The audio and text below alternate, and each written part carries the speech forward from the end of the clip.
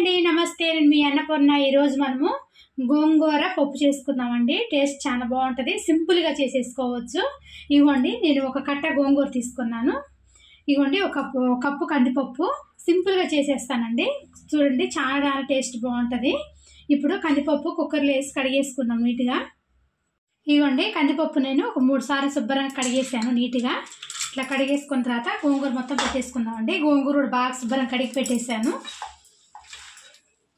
మాకు ప్రతి శనివారం పప్పు ఉండాలండి మా ఇంట్లో మా చిన్న పాప పప్పు అంటది శనివారం పప్పు చేస్తానండి అందుకని వారం పప్పు చేస్తాను ఖచ్చితంగా ఆకుకూర పప్పు సాంబారు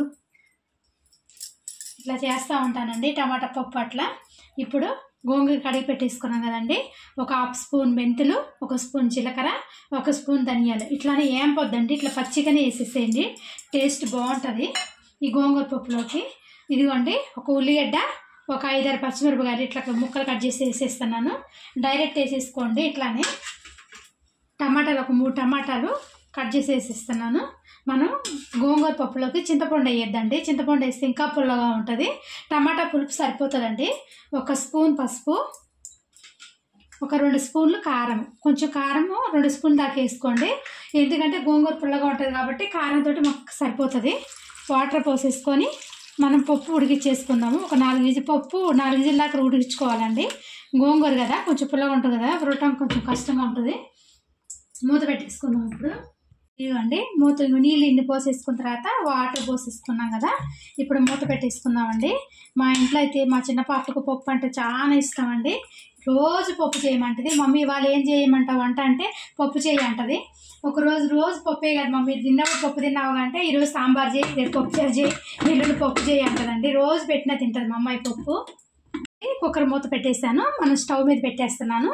ఇవన్నీ స్టవ్ మీద పెట్టేసాను మనం గోంగూర వేసుకున్నాం కాబట్టి ఒక 4 విజిల్లు వచ్చే వరకు ఉడికించుకుంటే మెత్తగా ఉడికిపోతుందండి ఒక 3 విజిల్లు ఏమో హైలో పెట్టి ఉడికించుకోవాలి 1 విజిల్ వచ్చే వరకు కొంచెం సిమ్లో పెట్టుకుంటే మన గోంగూర కూడా మెత్తగా ఉడికిపోతుందండి ఇవ్వండి పప్పు అయిపోయిందండి ఆపేసాను గ్యాస్ గాలి మొత్తం పోయింది నేను 3 విజిల్లు ఏమో హైలో రానిచ్చుకున్నానండి 1 విజిల్ వచ్చే వరకు సిమ్లో పెట్టేసాను ఇదిగోండి ఆపేసాను గ్యాస్ అయిపోయింది మూత ఓపెన్ చేసుకొని తీసుకున్నాం ఇవ్వండి పప్పు బాగా ఉడికిపోయింది మెత్తగా చూసారు కదా ఇప్పుడు మనం రుబ్బేసుకొని తాలింపు పెట్టేసుకోవటమే ఇవ్వండి సాల్ట్ వేస్తున్నాను నేను ఒక 2 స్పూన్లు సాల్ట్ వేసేసుకొని రుబ్బేసుకుంటున్నాను కొంచెం లూజ్గానే గోంగూర పప్పు టేస్ట్ బాగుంటుందండి అందుకని కొంచెం లూజ్గానే చేశాను నేను కొన్ని వాటర్ ఎక్కువ పోసి ఇదిగోండి ఇట్లా రుబ్బేసుకోండి మరీ మెత్తగా రుబ్బుకోవద్దండి మరి మెత్తగా ఉన్న కూడా టేస్ట్ బాగుంటుంది ఇదిగోండి ఇట్లా చేసుకోండి చాలా బాగుంటుంది నేను చూపిస్తున్నాను కదా వీడియోలో ఇట్లా రావాలి పప్పు ఇట్లా వస్తేనే మనకు టేస్ట్ మాత్రం చాలా బాగుంటుంది ఇంక మనం తాలింపు పెట్టేసుకోవడమే మళ్ళీ పొయ్యి మీద పెట్టి ఉడికించుకునేది ఏమి ఉండదు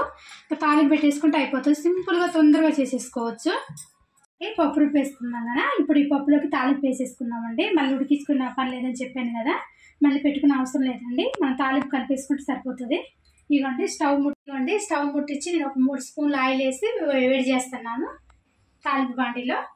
నూనె వేడి అయిపోయింది ఎండుమిరపకాయలు వేసేస్తున్నాను ఎండుమిరపకాయలు అట్లానే వేసుకోండి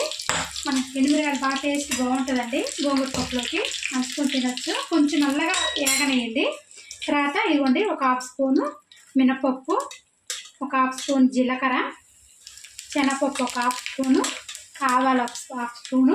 వేసుకొని మంచిగా ఫ్రై చేసుకున్నాము ఎండుమిరపకాయలు కొంచెం నల్లగా వస్తేనే బాగుంటాయండి పప్పులో టేస్ట్ ఇవ్వండి ఎల్లిపాయలు ఒక 10 రెబ్బల దాకా నేను ఇట్లా కొంచెం వేసేసుకుంటున్నాను ఈ దగ్గర ఇంగ ఉంటే వేసుకోండి ఆ దగ్గర ఇంగ అయిపోయింది ఇంగ వేయట్లేదు ఇవ్వండి కరివేపాకు ఇది గ్యాస్ బంద్ చేసుకున్నాము ఇవ్వండి నేను పప్పులో తాలింపు పోసేసాను ఇట్లా పోసుకోండి చాలా బాగుంటుంది పప్పు కొంచెం లూజ్గా చేసుకోండి టేస్ట్ బాగుంటుంది మరీ గట్టిగా ఉన్నప్పుడు బాగుంటుందండి ఇదిగోండి అయిపోయింది పప్పు ఇదిగోండి సింపుల్గా మన గోంగూర పప్పు చేసుకోవచ్చండి టేస్ట్ మాత్రం చాలా బాగుంటుంది రైస్లోకి బాగుంటుందండి చపాతీ పులక మన పూరి కానీ చాలా బాగుంటుందండి ఈ పప్పు మాత్రము సింపుల్గా తొందరగా చేసుకోవచ్చు గోంగూర కూడా బాగా మెత్తగా ఉడికిపోతుంది ఇట్లా చేస్తే చాలా బాగుంటుందండి మీకు నచ్చితే మాత్రం ట్రై చేయండి లైక్ షేర్ అండ్ సబ్స్క్రైబ్ అవ్వాలి ఛానల్ ఇలాంటి రెసిపీస్ కోసం కలిసి మనకు కూడా మర్చిపోకండి బాయ్